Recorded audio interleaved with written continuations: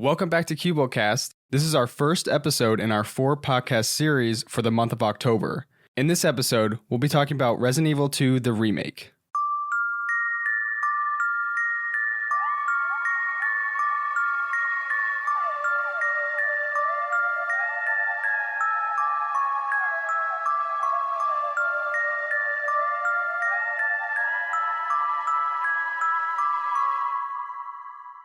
So it's finally fall weather anyway. Well, yeah, hoodie weather. Hopefully. Yeah. Because it could randomly just go Snow? up. No. Or go like up in temperature again. Yeah, true. Because for the longest time, it was like 80 and it was really, really wet, like moist out, and it was gross. It's moist. Yes, moist. I hate when you're excited to wear a hoodie out and then it's 80 degrees and then you still want to wear it, but it's sweaty at the same time. Yeah. Today's perfect. What is it, like 65 or something?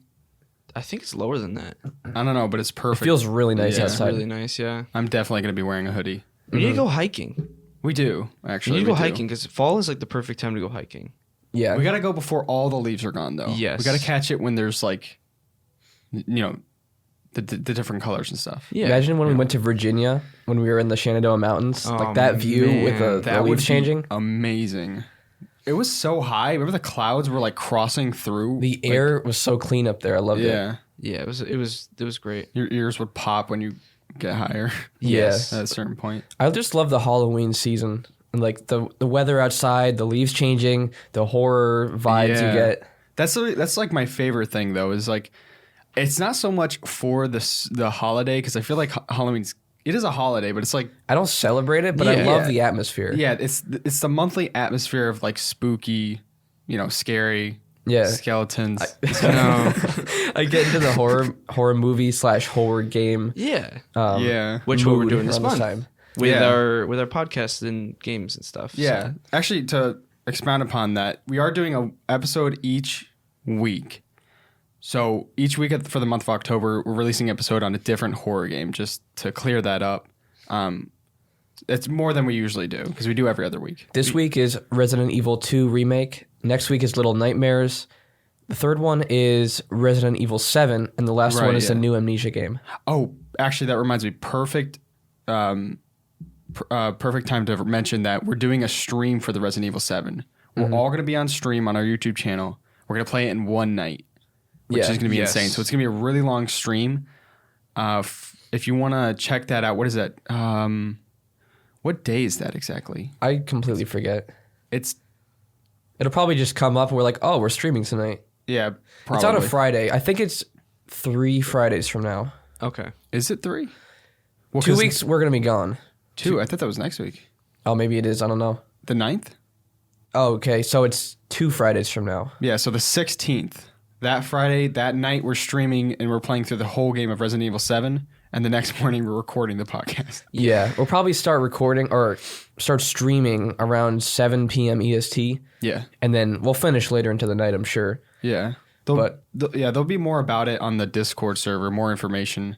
We also, Cubold Gaming Discord. When we stream during the weeks, we've been playing a lot of horror games, too. Yeah, true. On our streams. Mm-hmm. We stream Phasmophobia. Tuesdays, which is Jay's stream. Thursdays, which is Caleb's stream. And then Fridays is my stream. Yeah. Yeah. So that too, because we have been playing a lot of horror games lately. Yeah, like Caleb and I were up late last night finishing up Resident Evil 7. Or 2, sorry. 2. It was like 2:30 in the morning. Yeah, I mean, I finished the first story. There's like 4 different stories you can play. Mm-hmm. I finished the first story, which is the main one, and Caleb was finishing a secondary story. Yeah. But I think we both have enough to talk about the game. And Chug, he played all of them, I think. Yeah. No, I do have to say, for the stories, it's 2 stories, 4 different aspects.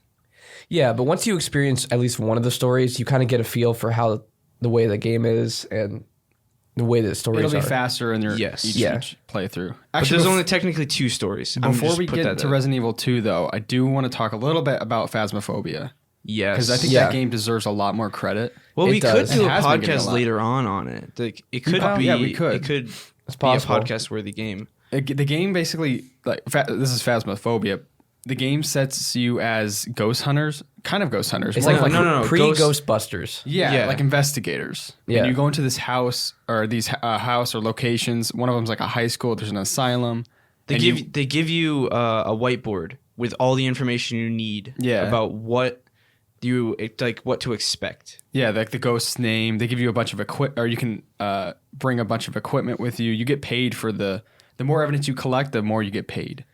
But the reason you need the name is because you can actually call out the ghost's name, and it always listens to you no matter where you are or if you hit the push to talk button. So you'll anger the ghost by talking to it, and it'll show itself or attack you or like slam doors. It'll and stuff. breathe in your ear. You could take in a radio. It's called the ghost box in the game, spirit box. But you could take it in. You could ask it questions, and it'll talk to you on this radio. And you're in a pitch black room with a little radio in your hand, and it's breathing down your back, and it's just speaking to you through the radio. It's terrifying. Some of the ghosts only speak to people or react to people that are alone. So if you're in a group, Your friends close you in a door. Yeah, you shove the one person in the door, close the door, turn out the lights. It's like terrifying. You hold the door closed so they can't come out until they talk to the ghost. Chug was stuck in the laundry room, and he's like, "Get me out of here!" And then people are watching him from the night vision cameras in the truck. I don't know. It's so fun. Like it is. And when we play, normally we always are in Discord chat, so we just talk to each other. But for this game, we actually mute ourselves in Discord, and we talk via the in-game walkie-talkies or local chat. Yeah. And it's really creepy because you'll hear your friends screaming over walkie-talkies in the house somewhere, and then their radio just goes silent. So you know they probably just died. And then you find their body. There's two different types of chats. There's the radio and then there's proximity. So proximity, you only hear a person if they're a certain amount of space away from you. Mm-hmm. Obviously, if they're louder, you'll hear them like farther away. But if they're far enough away that you can't hear them, you have to talk to them through radio. Yeah, that's like for some of the bigger maps, like there's a high school I mentioned and an asylum that's massive. It was almost too big, I think. I think it was too big, personally. Unless we set up cameras everywhere. Or actually, we can use the sound sensors. I heard those are really effective for sensing where sounds are coming from and isolating the area. Actually, yeah, that does sound helpful. So maybe we need more equipment for that. Probably. Yeah, or they can add like multiple ghosts or something. Because that might be too hard.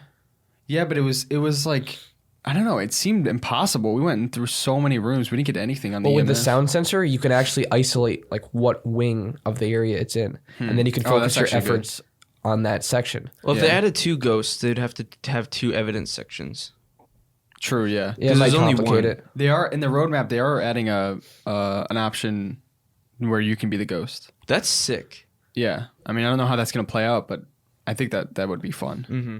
Like you can only show yourself at certain times, like when they call your name or something. Yeah, and another thing is, there's a time when you're investigating. There's a certain time called the hunt, and that's when you anger the ghost so much that it'll close the door and lock your way out, and then you basically have to hide because it'll basically hunt you down and kill you. Mm-hmm. There was one time Caleb and Chug were going into a house to collect some more evidence, and Chug walks in first, and the door slams shut behind him, and Caleb couldn't get in, and he couldn't communicate with him on radio because it goes to radio static. Yeah. So Chug died in the house, and then Caleb couldn't do anything about it. Yeah, no, I like immediately I went on the radio. I was like, Caleb, the hunt started. But the radios, they're shut off during the hunt. Yeah, no. You can't hear people during the hunt. Yeah, which is terrifying. This is good coffee, by the way. This Starbucks coffee. Yeah. Pumpkin. I got us some pumpkin spice ground coffee, and it's so good. I think it's too overpowering because I put that pumpkin sweetener in You got a too. double portion of pumpkin. Yeah, Chug put sweetened pumpkin creamer with the pumpkin ground coffee. I don't know why I you did got a pumpkin donut. I put it in my cup and I didn't realize the coffee was pumpkin for. Oh, okay. So I thought you knew. I thought that was what you were talking about. No, you got the creamer that was pumpkin, so I don't know. Yeah. That's No, my I fault. actually like this though. Yeah, it's really good. It's like, I don't know, you don't have to get the pumpkin creamer or whatever. Mm-hmm. So it's good. Yeah, Starbucks ground coffee is the best. Mm-hmm. I'd rather buy Dunkin' coffee. And it's not that the price difference isn't that much, in all honesty. It's just that it's more convenient for me to go to Dunkin' than Starbucks. In all honesty, Yeah, I'm Brian now. Yeah. In all honesty. But I'd say, yeah, Dunkin' ground coffee is a lot stronger and it tastes, I don't know, less, not synthetic. Less Dunkin'. It's more, I don't know. It's stronger. It's a better ground than Dunkin' has. It's more Dunkin', but less Dunkin'. Exactly. I don't know what that means. I don't know either. I don't know what that means. Disagreed.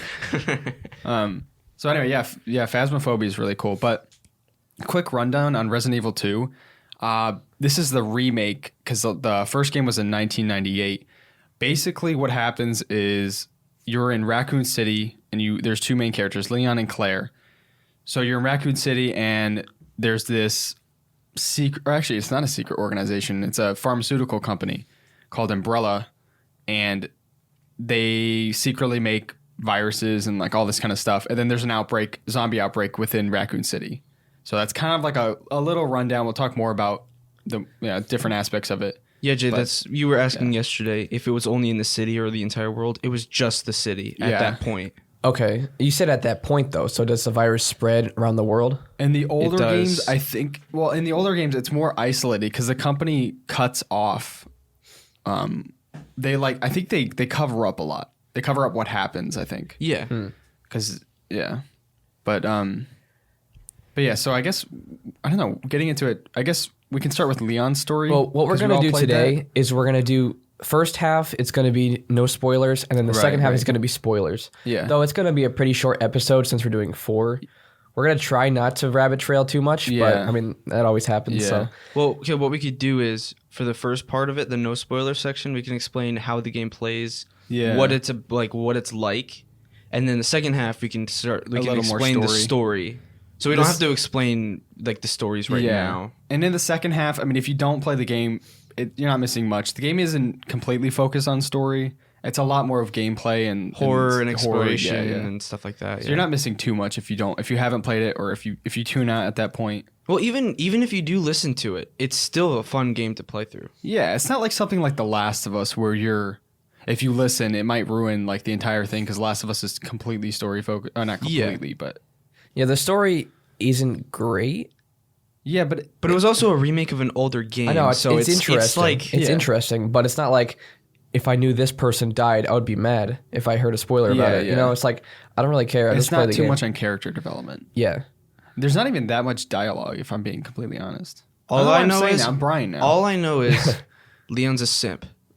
He is straight up a simp. He's the CEO of Simp. I knew Ada for 8 hours. We can explain that a little bit later. We'll talk about it later, but and I'm sad to say that the Simp transfers, or the Simp from 1998 transferred over to the remake. Yeah. After watching some. I wanted to mention that none of us played the original game.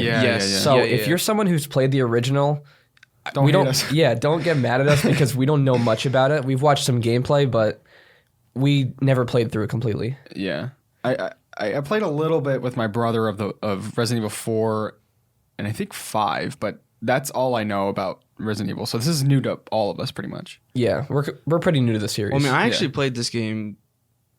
Like, I got it like the beginning of this year. Yeah, in terms of like the fan base that's been around since 1990, I know what you mean. Yeah, whatever 8 or I know what you mean. The first one. So how does the game start out? I forget. The guy eating the burger. Okay. Yeah. Yeah. Big trucker guy eating a burger. He runs over a person. Yeah. Turns out to be a zombie. And then it cuts to Leon's story. Yeah. And Leon's a rookie cop heading to the police station for the first time. Mm-hmm. But at the same time, a zombie outbreak is happening in the city, and most of the precinct is taken over by zombies. Yeah. So much of the game is you have to escape the police station and then get to the basement and escape the sewers and all that kind of stuff. Mm-hmm. But it's a different style of gameplay. It reminds me of older point-and-click style games because you have to take the items you find and like interact with them and figure out where they go in different parts of the police station or wherever you're at. I'm trying to think, what's a comparable game you guys can think of that like, I'm wondering if this is just like a kind of Resident Evil kind of feel. Maybe puzzle games. I say point and click because like we used to play games when we were younger, like Pajama Sam, where you run around the world and you collect items in your inventory. Mm-hmm. Like older kid games, but some of them are also made for adults too.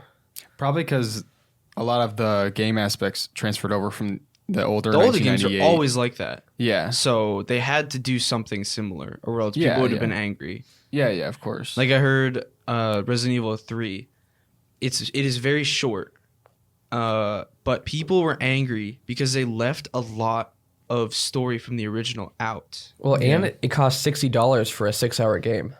That's a huge. That is a main factor, but I'm saying probably the people that were fans of the old game absolutely despised the third one because they left out a ton of stuff, and it felt like DLC for 3 or for 2. Yeah. Sorry. What I don't understand is how do they go from Resident Evil 2 Remake with 4 different perspectives? I have like 22 hours in the game. I only played 2. I mean, I took longer in the first playthrough than Chug or Jay, but how do they go from that much content plus the secondary stories or like the timed stories, which are like there's like 5 of them or something. Mm-hmm. There's what is it, Tofu Rebellion or something like that. Tofu Rebellion. You're literally a block of tofu with a gun, and the zombies just start eating at you, and the tofu pieces are falling off. Is coming out. Yeah, it's weird. It's hilarious.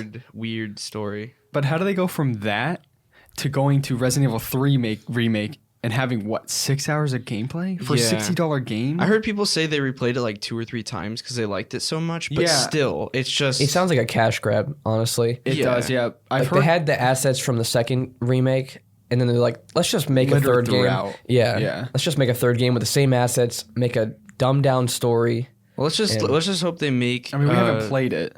Yeah. But I played the demo, but I didn't play the actual game. But looking at it from the outside, 6-hour game for $60 is not a good look. No. Mm-hmm.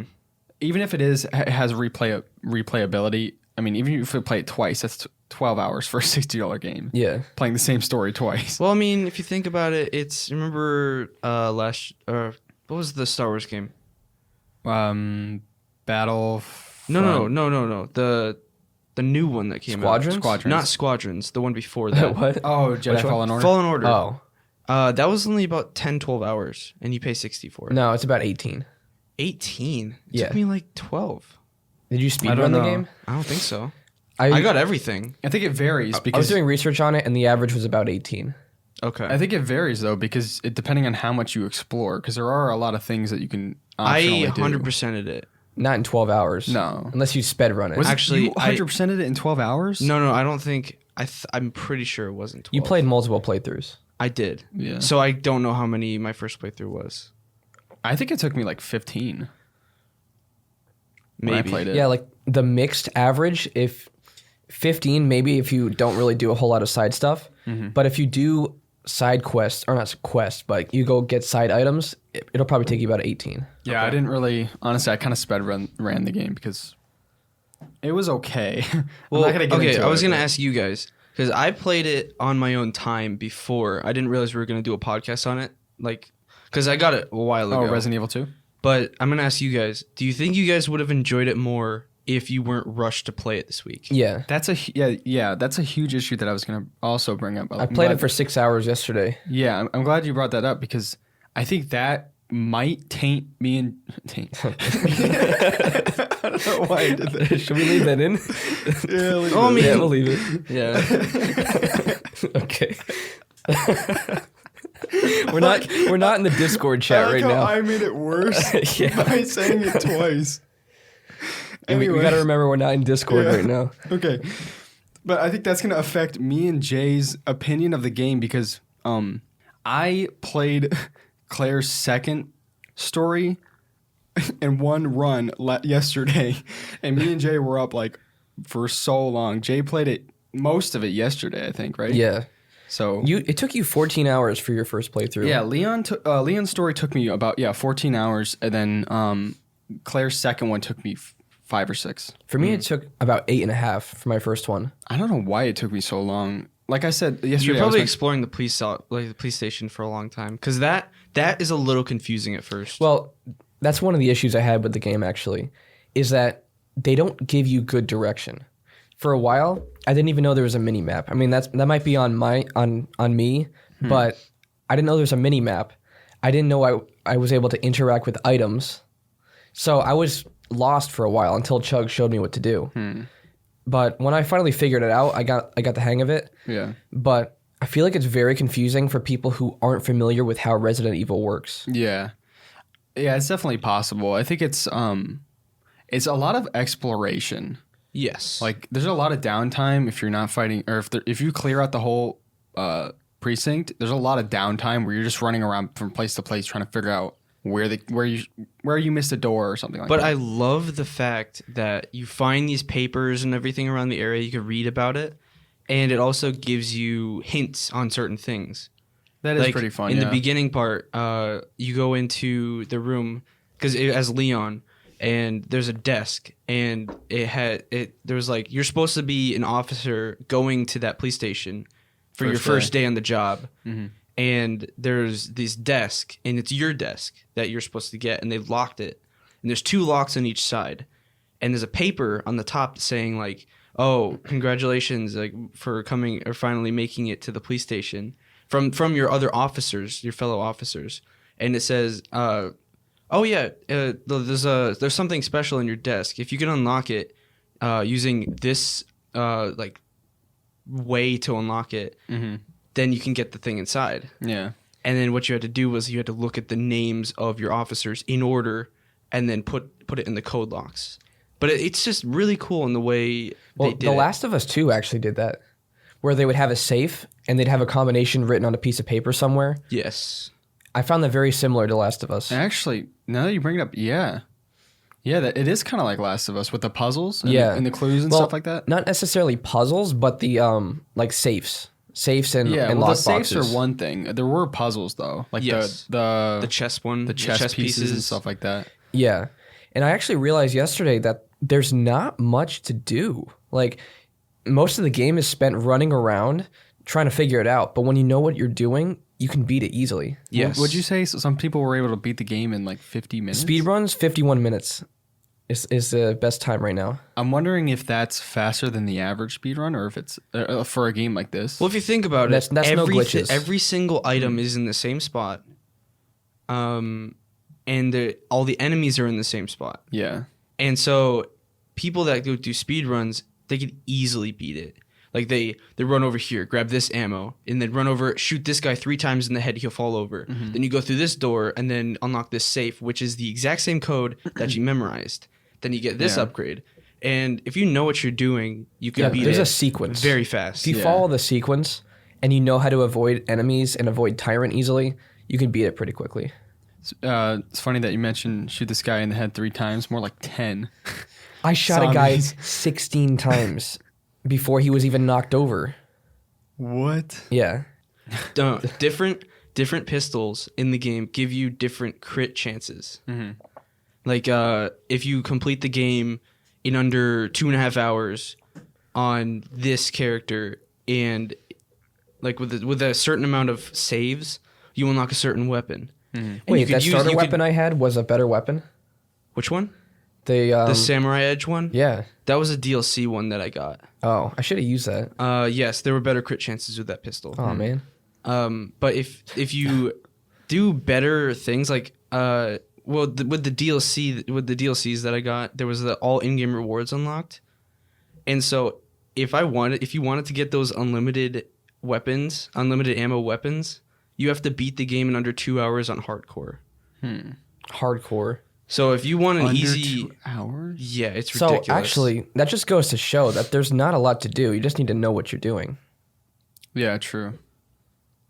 Yeah, all the rewards in the game are completing the game in a certain amount of time with a least amount of saves and completing different difficulties. Yeah, that's probably why they have, or not probably why. I mean, it was it was like that in the old Resident Evil 2, but that's probably one reason why they have so many perspectives.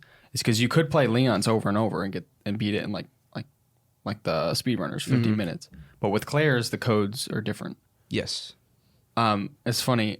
I was researching the IGN issue, or that whole thing where last year IGN released a review, and the author or whatever of the review, he said that Claire's and Leon's stories were practically identical, which in some ways, not really, but also kind of. But there was a whole thing. Yes, but actually no. Yeah. Well, what I'm trying to say is that the ending is pretty much the same. The way the game ends is how it ends. Like, I'm not going to go into how it ends, but the outcome is pretty much the same. Although throughout the story, they're Different not the things same. happen. Yeah. Yeah, there's different characters. He said that you meet the same characters. You don't meet the same characters. And then it was apparent, people said, hold on, this guy didn't play the second half of the game. And then they retracted everything and then redid it. Yeah. So that's like an issue. I mean, I only played Leon's story, so I probably couldn't do a review on it until I beat Claire's. Right.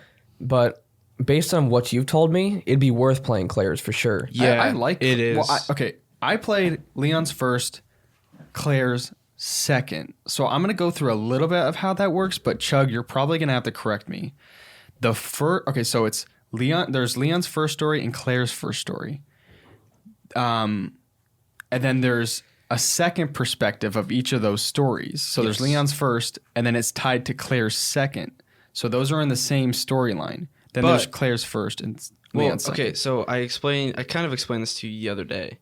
So there's the first stories, then there's the second stories. I heard them called Claire's A and Claire's B, and then Leon's A, Leon's B. Once you beat, let's say Leon's A, you will unlock Claire A. No, Claire B. Claire B, sorry. Then if you beat Claire's story first, you unlock Leon's B. Mm-hmm.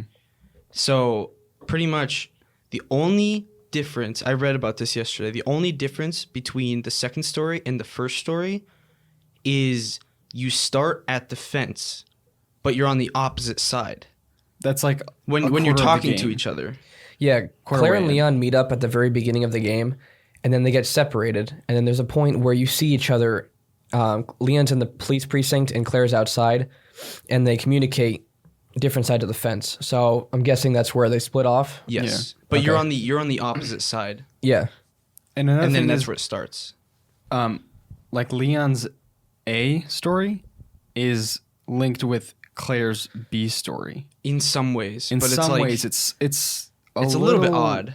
It doesn't exactly link up, but if you play Leon, like I did, I played Leon's A and then I played Claire's B. I played the same storyline, but just two different perspectives. Chug played Leon's A and Claire's A. I played both first stories. Yeah. Wow, that's confusing. It is a little confusing.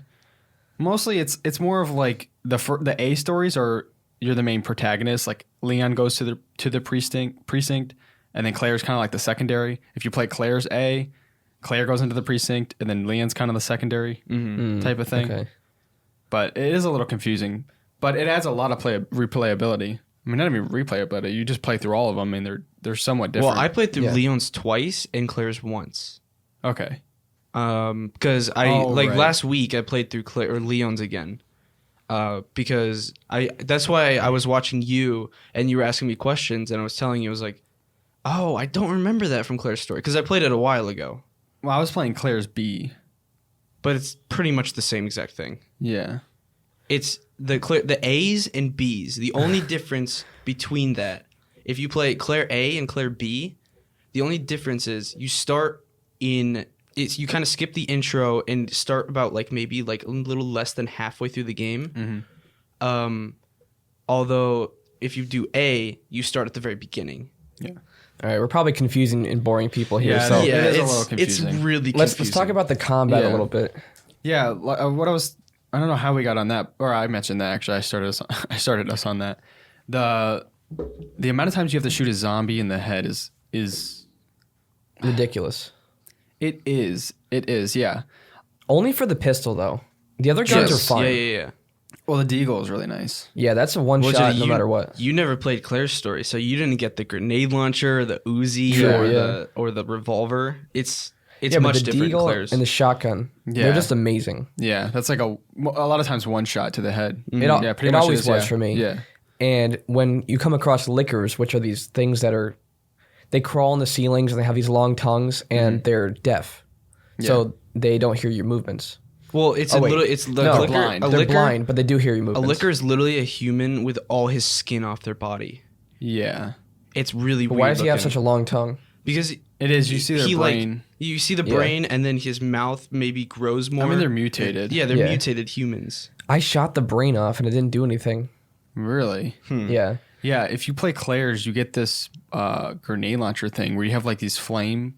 You get flame or acid. Incendiary, flame, grenades, or regular. Whatever. Yeah, the fire literally. No, incendiary, acid, or regular. Yeah, sorry. incendiary. The ones one shot to a liquor and it's dead. I had no issues with liquors when I was playing Claire's, which was really nice.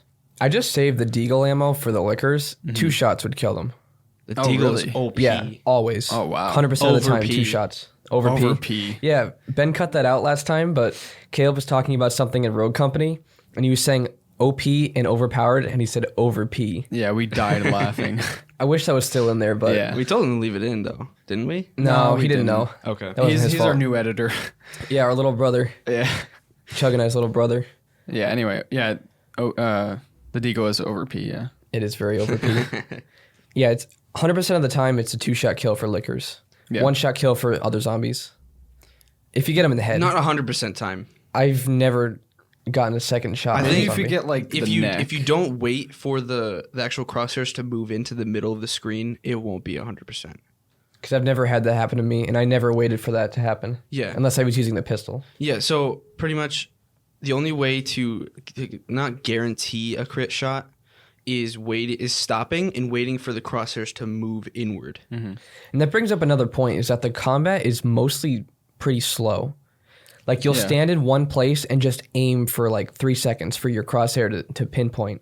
And then the zombie will be slowly walking towards you and you just fire a shot at him. Doesn't die. Fire another shot. You can do that 5 or 6 times before he finally goes down. And even then, unless you got a crit shot, he's not dead. Yeah. It's a very slow pace. Yeah. Mm-hmm. And there's no dodge button. Which is an issue for me. That's a very big problem. It was a big problem. They added it in the 3rd one, though. They did, but it was a little awkward. Yeah, but at least it's a dodge. I tried dodging Nemesis. He would not let up on me. Oh, I want to talk about the big enemies. Or at least a big enemy in 2. What, Tyrant? Tyrant, yeah. Yeah. Tyrant is just like...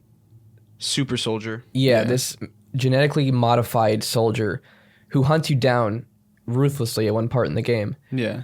And he's supposed to be scary. He doesn't really come across as scary. He just looks dumb. He's just like no, he's not. Wide eyes. He's not dumb looking. He's kind of creepy, but he's not scary. He's more annoying. At first, he might be scary because he is I don't know. He wasn't really that much of a threat. I never died by him.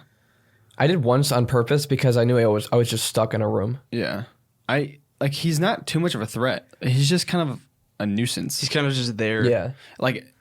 I don't know. It extends the playtime of the game because it forces you to go to another part of the building to avoid him. It is, yeah. It was like at first it kind of was scary, but yeah, it just got annoying after a while. There's one part where he broke through a wall right in front of me, and I screamed at it, yeah, but I heard that. That was it. I heard it from Chug's mic. Yes. Yeah, that was the only part. And another part I yelled, jumped at was when a zombie fell out of a locker, a dead zombie. Oh yeah. I just didn't expect it. Actually, I wanted to ask you guys this. What do you guys think about the, I guess you could say, scare factor of the game? Is it scary to you guys? I don't know if I'd consider it horror. Honestly. I thought it was more of a creepy tone. I mean, considering the story and the whole setup of like zombies, I think it probably does fit into horror with the mutated creatures. Walking Dead, does that count as horror? Yeah.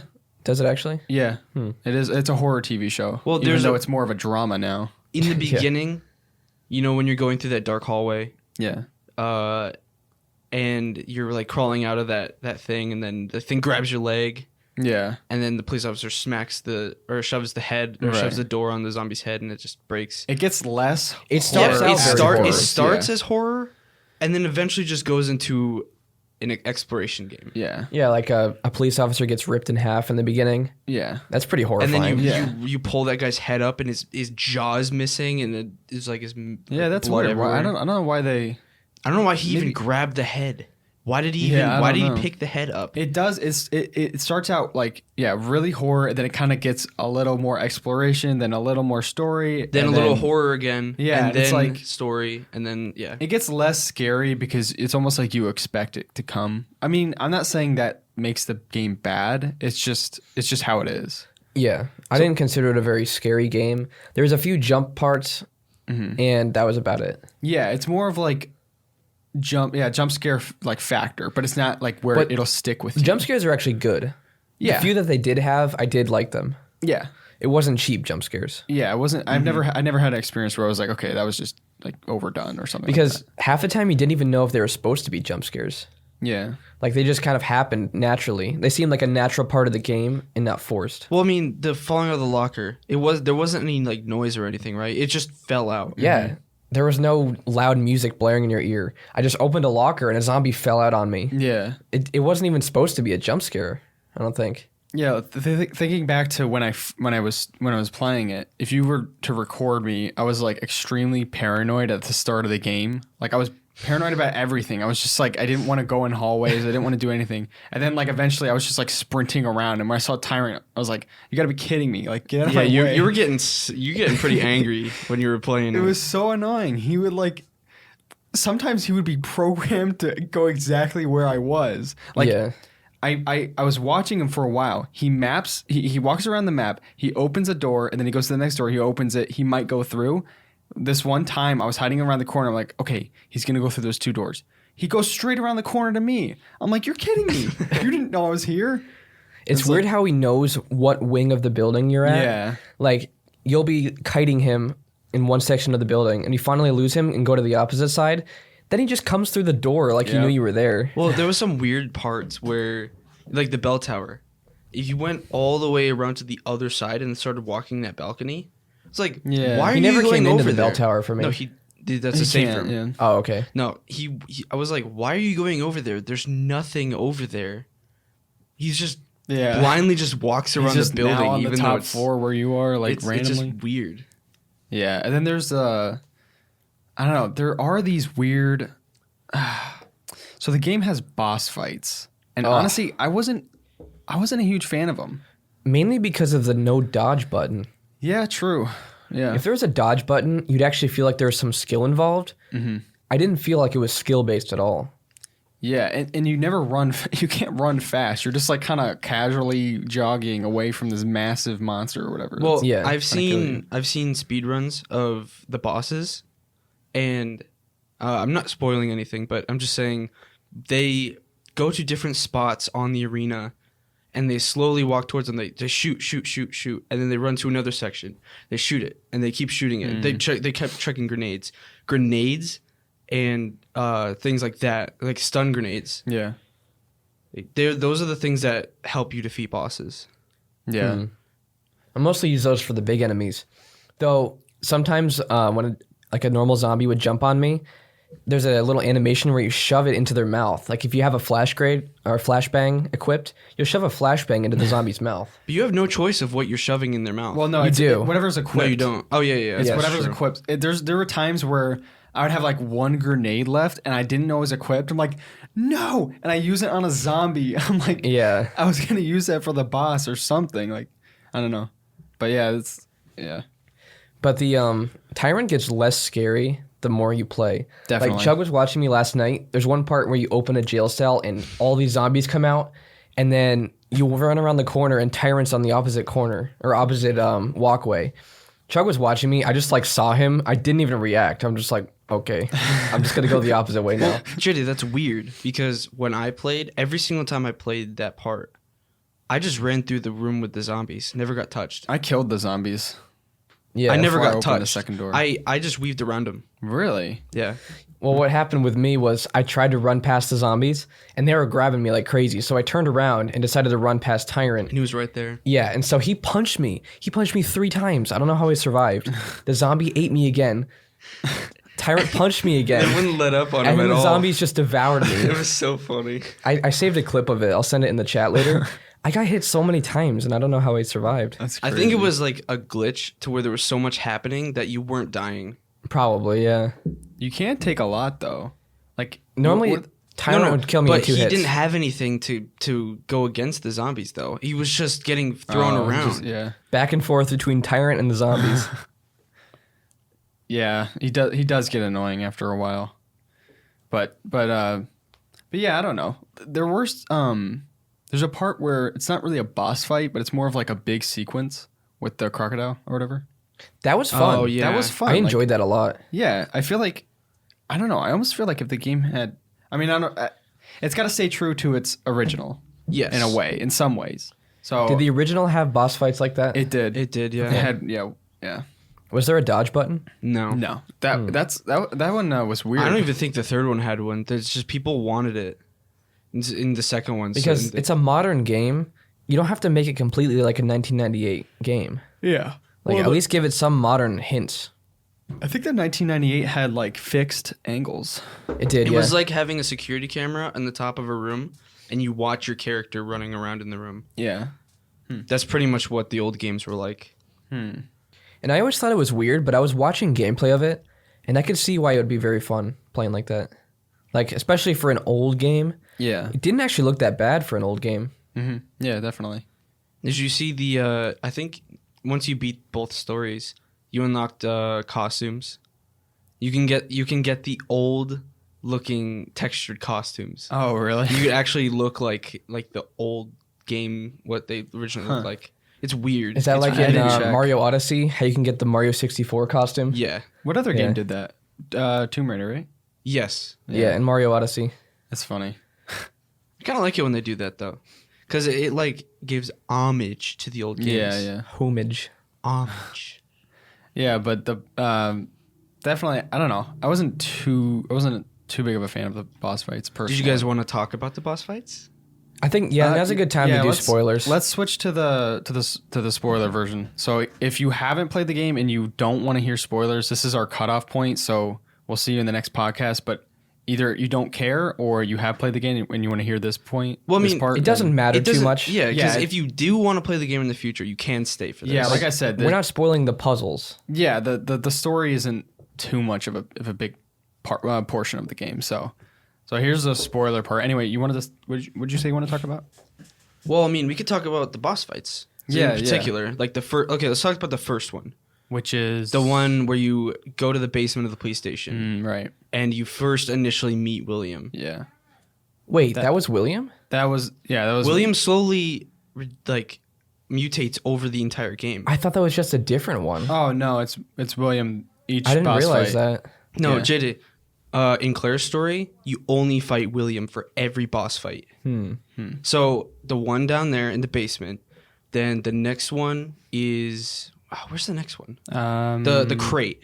It's the crate one. Yeah. Where you actually have to push him off with the crate. That was William. I actually was like annoying. that. I don't know. I had trouble with that one. I mean, I died a couple times, but it was satisfying using the thing to knock him off. yeah. Well, true. you have to get him knocked. So I would like to go to the right side, have him walk towards me, shoot him, knock him down, then run around him. Yeah. Yeah, what I did was I just used the flamethrower and just focused the flames on him, and he couldn't get up. So I just hit the crate again, or the container, shipping container, and it whacked him right off. Nice. Yeah, and then the one in the William boss fight inside the science lab. That was irritating. That one was annoying. I had to do that 3 times. Yeah, and then the final boss fight. It's I died on that one more basically than... Claire's and Leon's. The first 3 bosses are the same.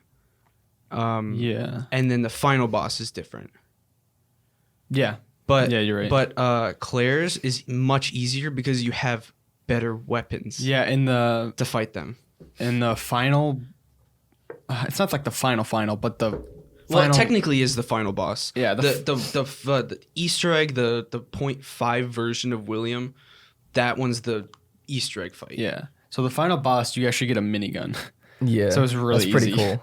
But what'd you guys think about the boss fights? I personally didn't really enjoy them that much, Me neither. but They could have been made better with a dodge button. yes. Like, much better. Or I honestly think a more sequence, like kind of like the crocodile one. Not exactly, but somewhat like that. Actually, I wouldn't have mind that. Yeah. I don't think the combat works enough to have boss fights. Yeah. It's just, are you going to have a zombie game with bosses, or are you going to have a puzzle style game? Yeah. You know, like the zombies almost feel like a puzzle. The way you have to shoot them in sequence, like shoot them a couple times, save your ammo. That was similar to how we thought of Plague Tale. Yeah. I didn't Like the boss fights didn't really fit in with it. I forgot about that game. Like, I know it got really good reviews. Like it was critically acclaimed, but I don't know, man. I mean, I enjoyed playing it, but it's kind of forgettable. I don't know. I forgot about that. Like it took me. I enjoyed my time with it, except for the boss fights. Well, I wanted to ask you guys at the end of Leon's story, because Jetty, you only played Leon's. Did the tyrant take the G virus that was dropped off the cliff? How did he turn into that? I never really looked into it. No, because he was like a super tyrant at the very end of the game. The only difference was the arm. But yeah, and his heart was popping out of his chest. Well, that's he got damaged somehow. He got mega damaged. That's what I was saying. Maybe. I don't know how the whole timeline is links up with, because I played Leon's A and Claire's B. And Claire's B, William slices Tyrant, like his arm, like that whole part of his arm, like open. He got sliced by William. William had the G virus in him. That's why I'm thinking it might be likely that, you know how Tyrant's following you when you're Leon, and then when you get to the lab, he's not following you anymore. Maybe at that point, Leon's already passed there, and that's when Claire shows up, and then I don't know. But the G virus is like regenerative powers. Yeah, and so even if Tyrant got like half his body ripped out, and then he had the G virus in him, it would still mutate him. That's what he got half his body ripped off. No. In Claire's B story, Williams like uses his claw and slices like Tyrant's whole like. No, it's a portion. It was like stomach. I don't know. I think it's probably possible that might have been the cause of him looking like that and being mutated like that. That's a good. But I'm not entirely sure. I don't know. I don't know all the specifics. I thought I saw William at the end of his story. Whose? Leon's. You did. He shows up in a brief little flash. Yeah, that's the Easter egg. That's the Easter egg fight. Okay. Mm-hmm. Yeah, basically, I was half asleep last night, and I forget what happened. If you play the second story, which I never did, but Caleb did, so he got to see it firsthand. I watched videos on it. You go to the back of the train, and he's just this giant blob of whatever he is. Yeah. And you just have to slowly stab him and shove ammo into him, and until he finally dies. And it's weird. Like, how do you kill something that powerful? Well, I don't know. Like, he's been blown up. He's been attacked the entire game. Yeah. You still don't know if he's dead because he goes back into the fire, but don't know 100%. Probably not. Fire seems to kill them, though. Yeah. Why did he mutate so crazy? Well, he took a whole vial of the virus. True. The reason the virus spread was the rats. Huh. Because you see a video. I don't know if you watched that. There's a VCR tape you put in, and in the video, the vial falls to the ground and breaks, and a whole bunch of rats run over and start eating it. Oh. So the rats, they spread the virus throughout the city via the sewers. Mm-hmm. So it was an accident. It was released. Yeah. But Tyrant was sent to dispatch of all the witnesses and the people on the trail. Wait, do you guys think those things in the sewers are mutated alligators? I think so. It seemed like because they don't look like humans. Yeah. The things that like grab you with the giant necks. Probably. That would. Well, there is the giant alligator. There is. And then maybe the other ones are mutated rats. Possibly. Maybe. I have no idea. So those weird. things are so annoying. Kev, you said intestine room was the worst. I got through it really easily. Well, my first playthrough, I absolutely despised. Same. The second playthrough, I got through it really fast. Yeah, it's the initial first playthrough that it was my I was first taking playthrough. it from. Really? Yeah, I just had a lot of deagle ammo. I didn't have a lot of ammo when I went through that room, so I kind of ran around them. I saved all my deagle ammo and all my shotgun ammo for big bosses, and I got enough pistol ammo that I can use it on the smaller ones. Yeah. So by the time I got to the last boss fight, I had literally over 100 pistol rounds. I would say the worst room in the game is. It has to either be the room where you get the level 3 thing chip for your wrist, or the room with the plant zombies. With the plants, those things are dumb because you got to deal with Tyrant in there too. Oh yeah. Well, I got through that part easily. I never died when Tyrant came. Yeah, and then because I downed him. What was the other one? You could say that the one that I told you to shoot all the heads of the zombies, where you fight the 2 lickers. Annoying. That was kind of. I don't think Jay did that. Yeah, he did. Oh, he did? Shut their heads? Oh, I don't know. No, I didn't shoot their heads, but I just killed the lickers with a deagle. Oh, yeah. Yeah, you use the deagle most of the time, so you didn't really have any issues. If you really conserve your heavy gun ammo, you won't really have any trouble with the big enemies. Mm-hmm. The smaller enemies still give you trouble, though. Yeah. But like if there's a lot of them. I don't know. What do you guys think of the worst room in the game is? I don't know. I probably either somewhere in the sewers or in testing room, probably. Yeah, well, the sewers were just a maze. It was hard to get around down there. After I figured, I mean, I don't know. Like the first couple times I was confused, and then I realized that the right path led to, like, I don't know, in test room or something, and the left path led to back to like that conveyor belt thing. Well, I was tired, and I'd been playing for many hours, so that could have affected it. I bet if you played Claire's story, which I don't know if you will, but I mean, you might eventually, but you will know exactly what to do. You'll beat it in a lot less of a time. Yeah. I had a lot, even though I was like playing the game for like 5 hours and at one time just to beat Claire's and it got really late, I almost feel like I enjoyed the second time more. Mm-hmm. It just because I knew where to go. I knew what to do. I didn't have to learn everything over again. You're like, oh, it's you again. Hey, Chug, if you played it one time, do you think you would have thought it was a good game? Yes. Or do you think of it more highly after playing the other stories? I think of it more highly from playing a lot of it. I actually, okay, so... Well, if you only had to play Leon's story, would you think so highly of the game? Yes. Why is that? Just because of the way the game plays and the time I had playing the game. Like, I generally enjoyed my playthrough. I do want to say the game is smooth. Yeah, it is. And the character models are incredible. Yeah. Like, they're so realistic. Well, actually, Jay, you asked Chug that question. How about you? You've only played Leon's story. What do you, like... I want to play... Eventually, I want to play Claire's story. Do you like... I don't know. What are your thoughts on the game as like a whole? Like, just Leon's story. I thought the general gameplay was fun.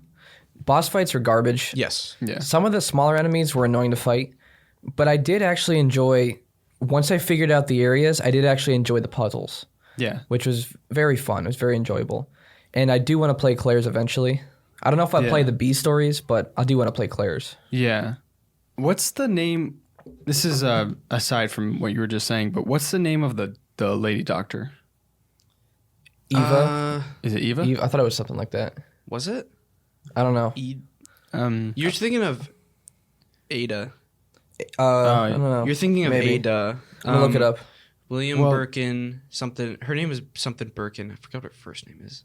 Well, it's weird because I was watching gameplay of the first one.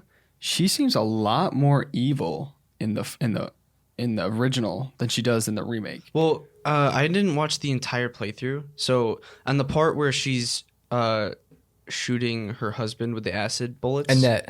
Okay. Yeah. The part where she's shooting her husband with the acid bullets.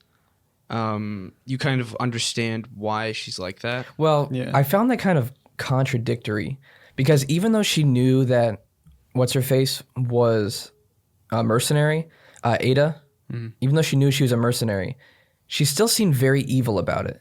She tried to burn her alive. She tried to knock her off the... or she stabbed her leg. They're like enemies, though. Yeah, I know, but she never said anything to Leon before that, even though they were together. No, who, Ada? Annette.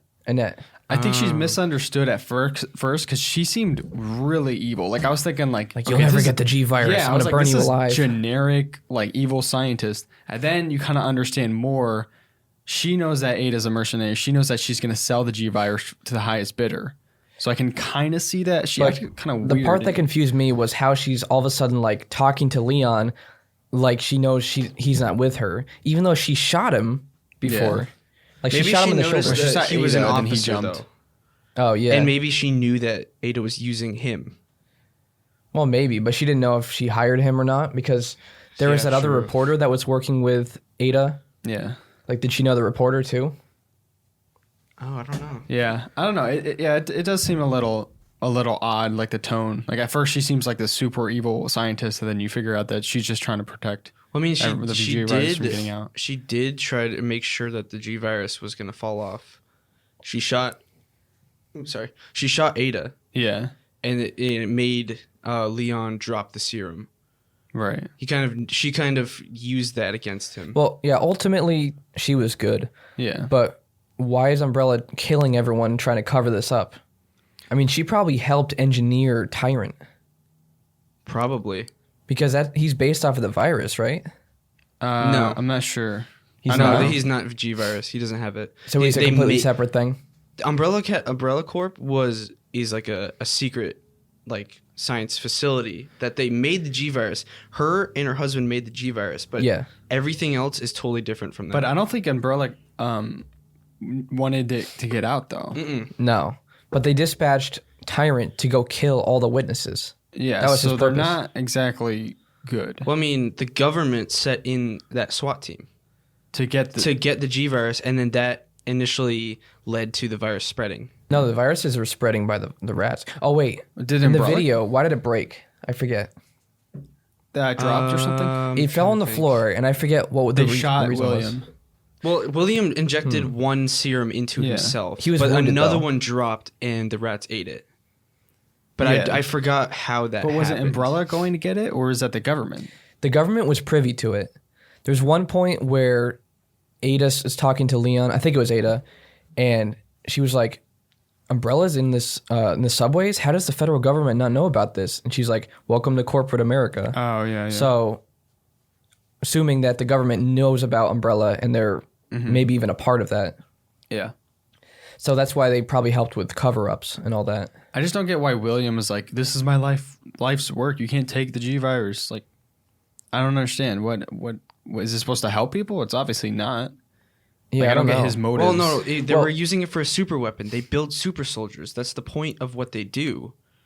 He was using that to build a super soldier with that, and it inevitably backfired on him. Yeah, but if super soldiers, so another serum or whatever created Tyrant? No.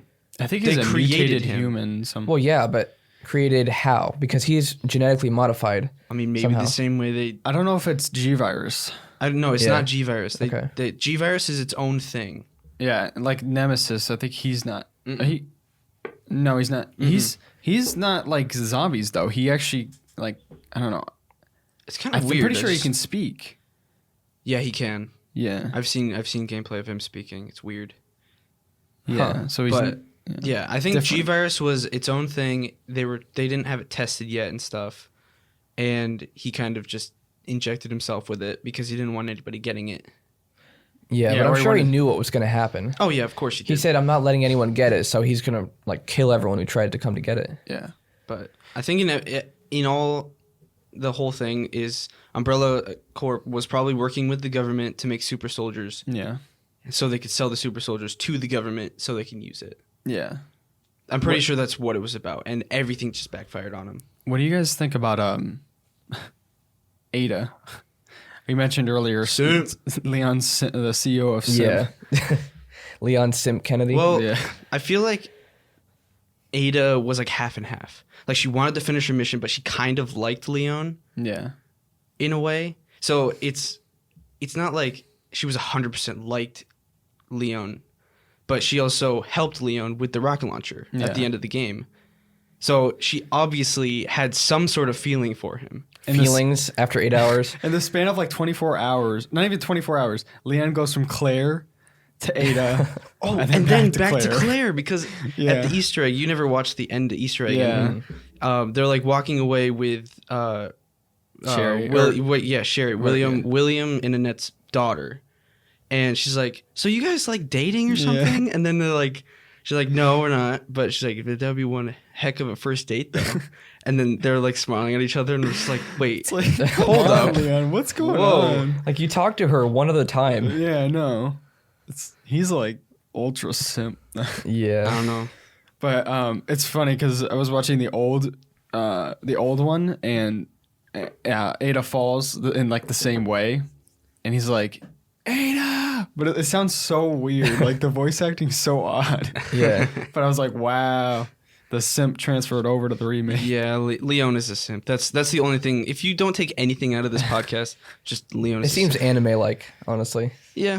Because it's made by Japanese developers, so I'm sure there's some anime inspiration. Like the way his hair is, it kind of looks anime. Yeah, definitely. But I'm actually really excited to see where they go with their remakes because the whole like the lore of it is really interesting. It is, yeah. And I was never interested in playing the originals because of how old they are. Yeah. So if they remake all the originals, I'd be down to play them. Yeah, same. 5 is 5 like not considered the same vein as 4 and below. Five is five is where it stops. No, 5 is with Leon and Chris. Yeah, but 5 is initially where the story about Leon and everything is like doesn't come to an end, but it kind of goes to a different direction. Leon's in 6 in and 7. 6. Yeah, but it's a little bit weird. Like 5, there's like 1 through 5 are like really linked. Yeah.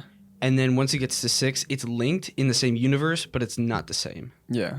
It kind of follows a story of like there's like 2 main characters. There's Leon Kennedy and Chris Redfield, which is Claire's brother. And then there's Jill Valentine. Do you see Chris at all in 2? No, you hear about him. Okay. Claire's looking for him at the precinct. No, she knows he went. Wait, where'd she find him? I forgot where. She got a letter or something. He said he went to like some place. Oh, I forgot where it was. Yeah, he went. Yeah, I know what you're talking about. I don't know where it was either, but yeah, the story kind of revolves around like that group of people with I think some other people too. In the original, you can only play as Leon, right?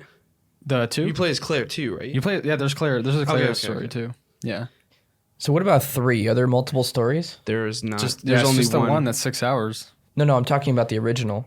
Oh, no, there's only one story. Okay. But the reason people were angry was because they left a bunch of stuff out, which inevitably made the game shorter.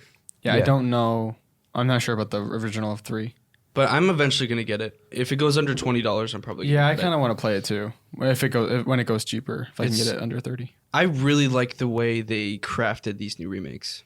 They look good. They feel good. They look good. I love the way they did the inventory and the item system. I don't know if you liked it as much as I did, but I'm just saying. I did like it. I like the inventory My stuff. issue with it was that they didn't tell you needed to examine and then interact with the items after examining them. Well, I don't know if you guys noticed it. You probably just skipped over it. Initially, when you get your first item, it actually shows you a tutorial. Like when you click the menu on, it says, looking at items. Actually, you could find ways to like open something or do different things. You could. Well, what they should have done is they should have had like a tutorial almost where they give you an item and they tell you what to do. Like look at the item, turn it around, press the button to open it or whatever. They should have done that. Like a little mini tutorial. I didn't even know you could do that. I must have missed that little dialogue. You probably did. But I was stuck for the longest time because I didn't know you could do that. I didn't know either. And there's also papers telling you about combining certain ferns and plants and items and different things like that. Yeah. Yeah. So you actually, initially you have to do some reading in the game. Well, I don't mind that. I just wish they told you needed to interact with items. Because I didn't know if you flip the item upside down, you could press A and open the bottom and there'd be a code. Yeah. And stuff like that. It was just a little confusing at first. Is there anything else you guys wanted to bring up about the game? The universe is really interesting. It is. Yeah, the lore is, yeah. Like, I don't know how long this podcast went, but we didn't rabbit trail at all, really. No, we talked about it pretty much the entire time. There's a lot to talk about. There is. I don't know. It has overwhelmingly positive on Steam, and I don't think it merits overwhelmingly positive, but... Well, no, it's not that it merits it. That's just what it got on Steam. I think... Yeah. Most people that gave it a review liked it. I think... That's pretty much what that means. Okay, I think I don't know. I think it deserves that only because it stays true to a lot of the original, but just makes it a lot better. It just makes the original better. Mm-hmm. So it stays to its core, but it just adds a lot more to it. Yeah. So especially to the fan base that has been around for a long time, they must have been so happy with this. I know I would have been. Yeah, definitely. So... Because it's especially cool to see a character from a game you played over 20 years ago now come to life with modern graphics and everything else modern. 20 years. 20, when did it come out? 1998? No. When did the remake come out? So yeah, that was 21 years. Yeah. Well, if you think about it, this is 2020 now. That's 22 years. Yeah, but I'm talking about when it was released. But yeah, still. true. Yeah. That's it's a lot of time. Yeah, it must have been a huge nostalgia trip for people. Definitely. Yeah. And I can understand why it got good reviews. Actually came out in 2018. So that's 20 Resident years. Evil 3 came out last year. 20 years then. Yeah. But still, it's a long time. Yeah. Like, if you think about it, like, it's like, oh, Arkham Asylum is so old. That's like 12, 13 years ago. But 20. Yeah. That's like literally our entire lives. Yeah. And it's rare that you see a remake getting so well received. Yes. True. Yeah. I can't remember the last time that's happened. That is pretty impressive, It is. especially for the amount of reviews there were. I do want to try that multiplayer one. Yeah, that's in Multiplayer. 3. Yeah, and 3 comes with a multiplayer game mode where it's, don't judge it right now, but it's similar to Dead by Daylight. But it's made with the graphics of Resident Evil 2 and 3. And you play as like Nemesis and you can play as Tyrant and all like the Resident Evil creatures, like Sounds the main interesting. the main That's actually creatures. kinda cool. And it's four survivors, and you got to complete objectives while that thing's after you. Doesn't So sound I mean, too bad. it sounds pretty cool. I've heard people say that the bad guys could be a little overpowered, OP, but I say generally they actually had a fun time with it. So I mean, it's worth looking into for future. Yeah. I'd say overall, I enjoyed it. I think it's a good game. Oh yeah, I don't think it's that scary, but in it the has beginning, its moments. It has its moments. So, yeah. I'm looking forward to Little Nightmares next Yep. week. Next Yes. week is Little Nightmares. It's gonna be fun. First Horror time month. playing it through. Horror month. Yep. Spooktober. Get ready for a lot of podcasts focused on horror stuff. Yeah. But Little Nightmares is a lot more horror focused. It's is. all horror. Yeah. And it's pretty creepy. Yeah. He's got that creepy vibe to it. I mean, started it I started it. on I your played Switch. about like maybe a quarter of it, Yeah, and then you I didn't gotta get to finish it. the juicy parts. Yeah, I'm excited. It just gets better as it goes on. And then the DLCs, the ending of the DLC, remember that? Yeah. Oh, it makes me feel weird.